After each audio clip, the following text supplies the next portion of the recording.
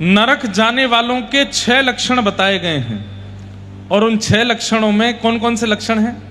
अत्यंत कोप, कटुका च वाणी, दरिद्रताम च स्वजनेषु वैरम, नीच प्रसंग कुलहीन सेवा, चिन्नानि देहे नरकम गतानाम।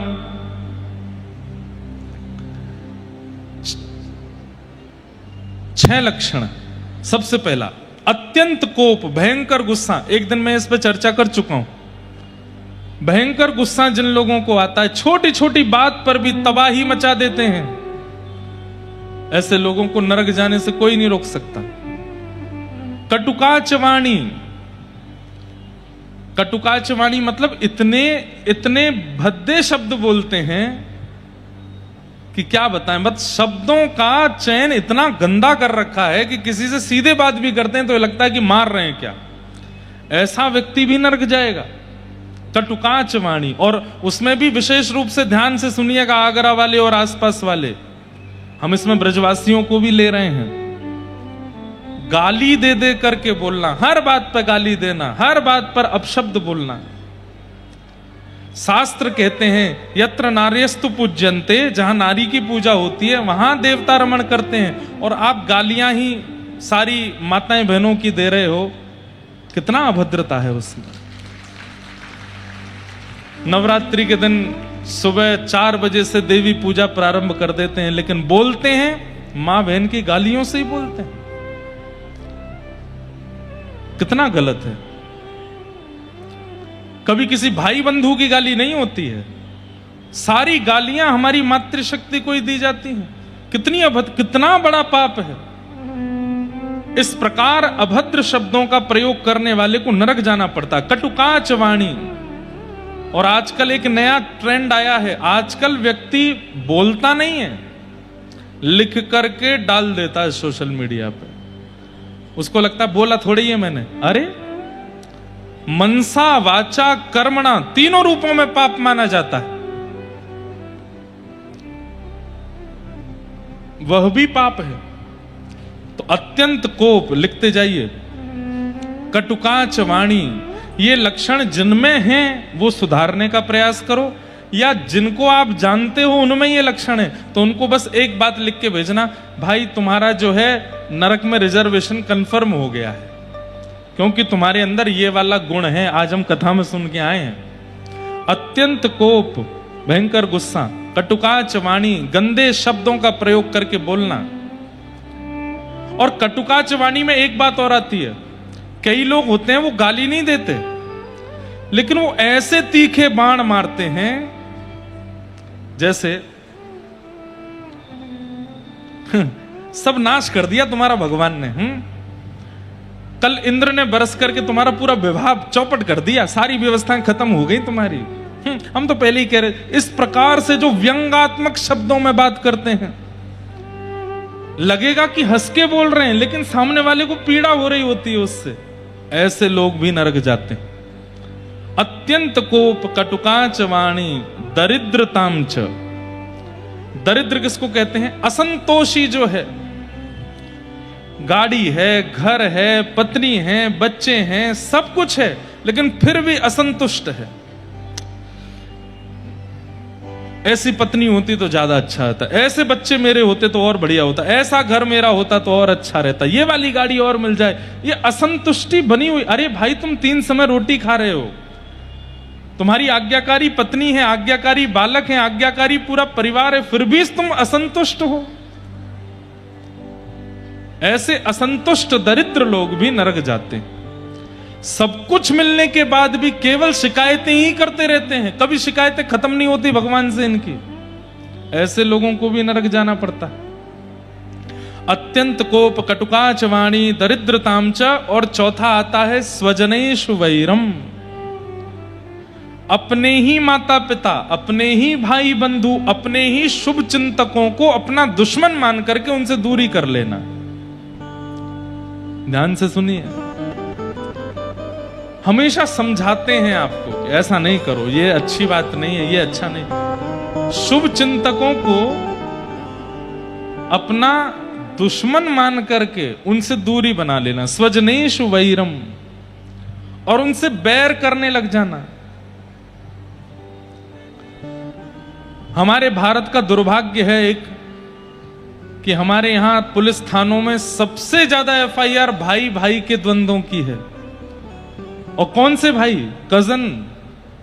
कजन नहीं, चाचा ताऊ के बच्चों की तो है ही, सगे भाइयों की ज्यादातर लड़ाइयां चल रही हैं, एक दूसरे से बनती नहीं। स्वजनेषु वैरम। अब ये सारे विषय ऐसे हैं कि इन पर कभी विस्तार से चर्चा हो तो फिर करी जाए, लेकिन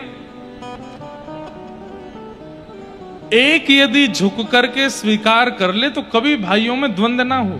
मैं बहुत परिवारों में जाता हूं, बहुत घरों में जाता हूं, और जहां कहीं भी भाई भाई, सगे भाई बड़े प्रेम से मिलते हैं ना, एक ही घर में रहते हैं, एक ही बिल्डिंग में रहते हैं, एक ही चूल्हे पे भोजन करते हैं, तो मुझे इतना अच्छा लगता है कि बहुत अच्छा है कि आप लोग ऐसे ही बने रहो बस। नहीं तो आजकल दिखता नहीं है, भाई भाइयों में बैर चल रहा है। स्वजनेषु वैरम। अच्छा, अब ये प्रसंग मैंने कह तो दिया, लेकिन जिन भाइयों के बैर चल रहे होंगे ना, वो मन में क्या सोच रहे होंगे? महाराज जी, आपको पता थोड़ी हमारे भाई कितना बुरा करता हमारे साथ। ये मन में चल रहा होगा। हम आपको बताएंगे तो आप भी कहोगे अलग ही रहना ठीक है। भैया देखो, बात केवल मान की होती है। कई बार बड़े को लगता है छोटे ने सम्मान नहीं किया, कई बार छोटे को लगता है कि मुझे छोटा समझ करके पीछे छोड़ दिया जाता है। थोड़ी सी सिमेट्री बैठा ली जाए, थोड़ा झुक लिया जाए, कभी कभी ईगो को छोड़ करके ये सोच लिया जाए कि मेरा रक्त रूपी भाई है, तो कभी ये ना हो, नहीं तो ये चलता रहता है। लेकिन इस प्रकार स्वजनेषु वैरम, अपनों से ही बैर करने वाले व्यक्ति को भी नरक जाना पड़ता है।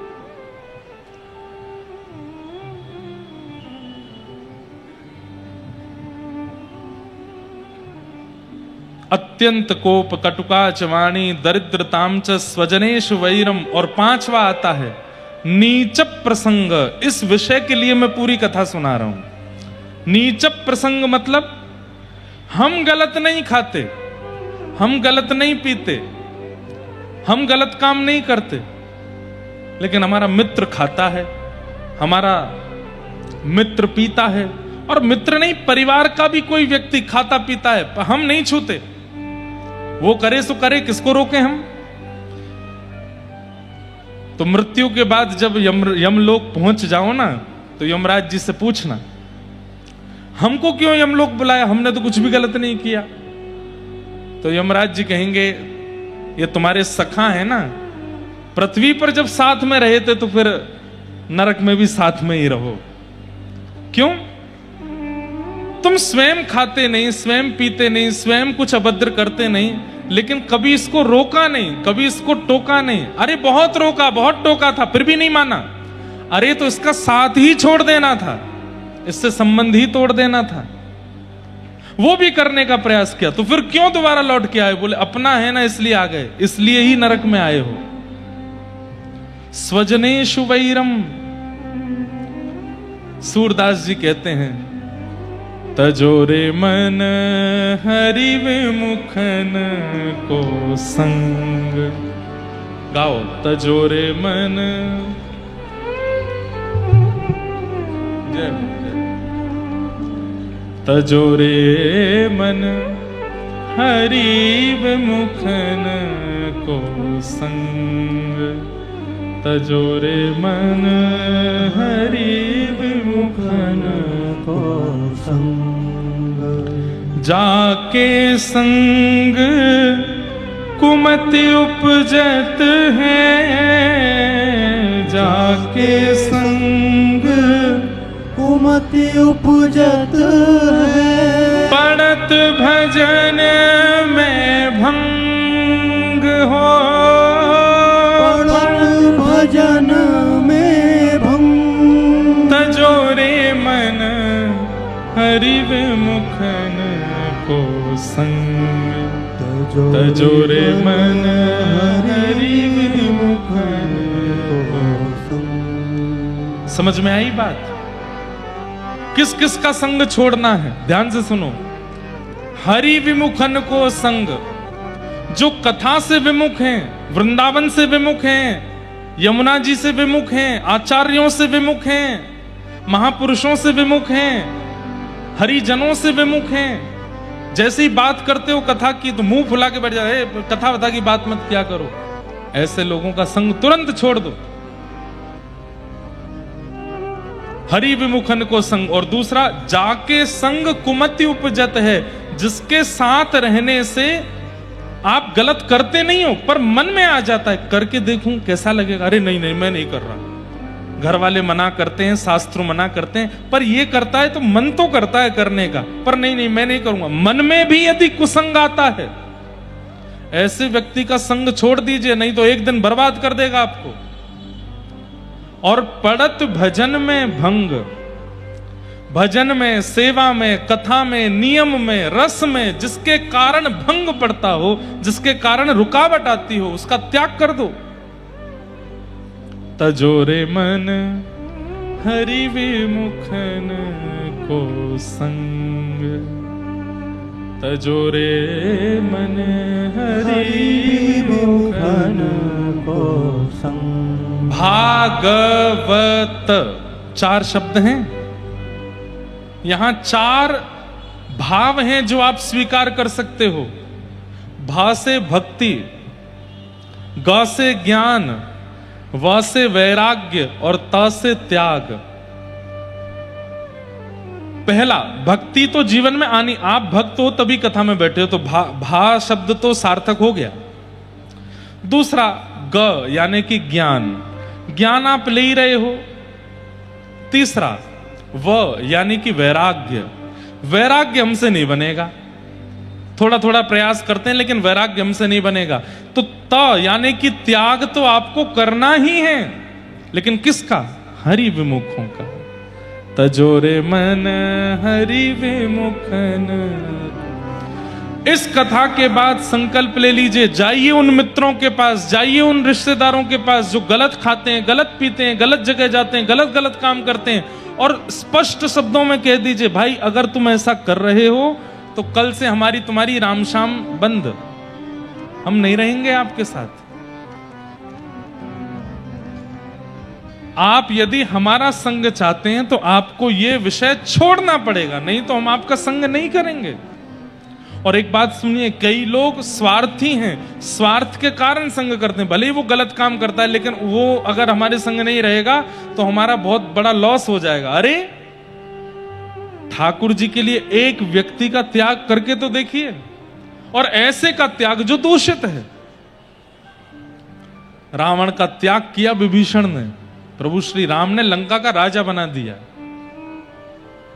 पिता का त्याग किया प्रहलाद जी ने, खंभ भेदन करके भगवान नृसिंह प्रकट हो गए।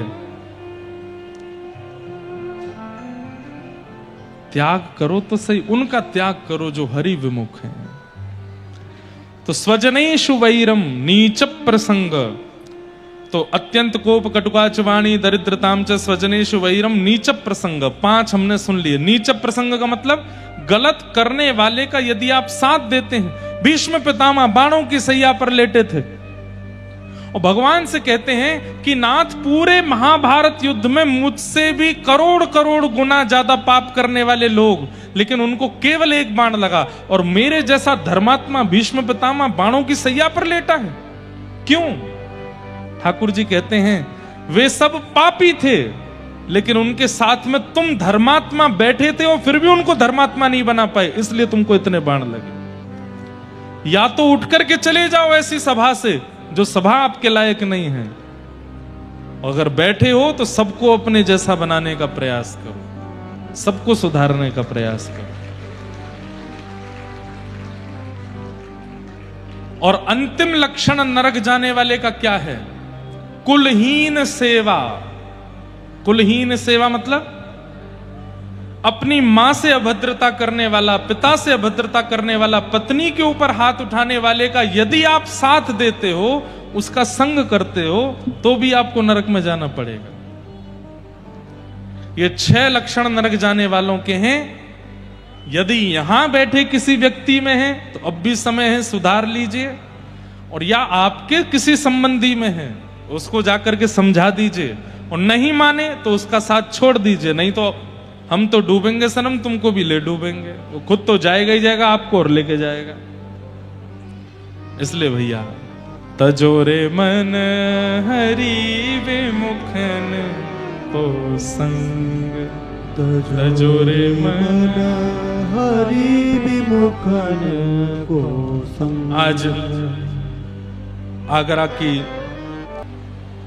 सत्संग केवल कथा सुनने को नहीं कहते, कैसे वस्त्र पहनते हो, कैसा भोजन करते हो, कैसा जल पीते हो, कैसे व्यक्ति का संग करते हो, ये सब सत्संग के अंतर्गत आता है। कथा तो सुनते हैं, लेकिन कथा सुनने के बाद में रात के सारे कार्यक्रम फिक्स हैं, कहां पीने जाना है, कहां खाने जाना है, और कल फिर से कथा में आना है। तो ये नियम अच्छे नहीं है। खाने पीने से आप लोग समझ गए होंगे हम कहां संकेत करना चाह रहे हैं। अच्छा, एक बात मैं कथा में कहा करता हूं, दोगले मत रहिए। कथा में भी आते हैं और वो सब भी करते हैं। ऐसे लोगों को तो ठाकुर जी बिल्कुल उद्धार नहीं करते। एक तरफ चुन लीजिए, या तो पूरे पूरे वहीं के रहो या पूरे पूरे यहां के रहो। एक तरफ चुन लीजिए। ये दोनों तरफ पैर रख करके मत बैठिए कि जब अवसर मिला तो वहां भी चले गए, जब अवसर हुआ तो यहां भी आ गए, जब योग्यता बनी तो इधर के भी चस्के ले लिए, और जब मन किया तो उधर जाकर के भी ऊधम मचा लिए। नहीं, ये दोगलापन ठाकुर जी को बिल्कुल प्रिय नहीं है। एक जगह के रहो और परिपूर्ण रहो।